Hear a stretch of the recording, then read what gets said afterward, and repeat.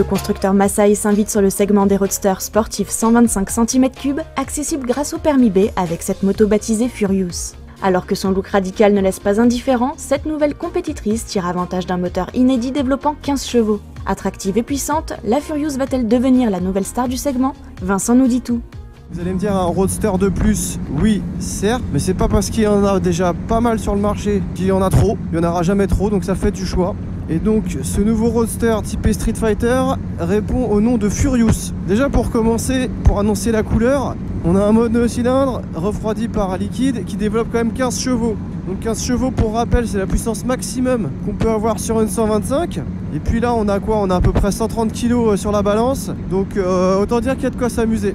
Alors déjà en matière d'ergonomie, moi je suis très bien assis sur cette moto, il y a un guidon qui est suffisamment rapproché. La selle n'est pas trop plongeante, on a un réservoir qui est bien sculpté, qui pose bien la forme des jambes, on peut vraiment faire corps avec la moto. Et puis cette position de conduite finalement elle est plutôt naturelle. Sinon au niveau du confort c'est plutôt pas mal. Alors j'ai connu des selles plus moelleuses, plus accueillantes, mais ça va, on n'est pas trop ferme non plus. Et puis elle est suffisamment large.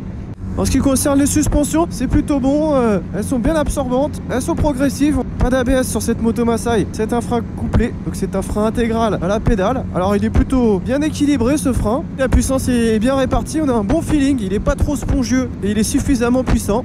À l'avant on a un frein qui est très puissant, très efficace, il manque vraiment pas de mordant. Par contre, ce qui lui manque c'est du feeling, il est trop sensible.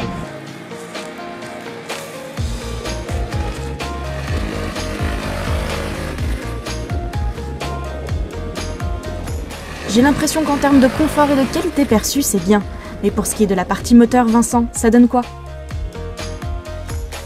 Au niveau du régime moteur, bon, il n'y a pas de doute, hein, on bénéficie bien d'une puissance de 15 chevaux puisque on a des très bonnes accélérations, on a une boîte de vitesse qui est bien étagée.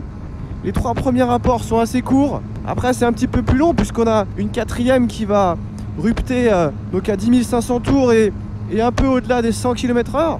Donc après on a une 5e et une 6e qui tirent un peu plus long pour gratter un maximum d'allonge. Il faut évidemment jouer de la boîte entre le 5e et le 6e rapport. Mais bon ça va, on n'a pas non plus constamment à le faire.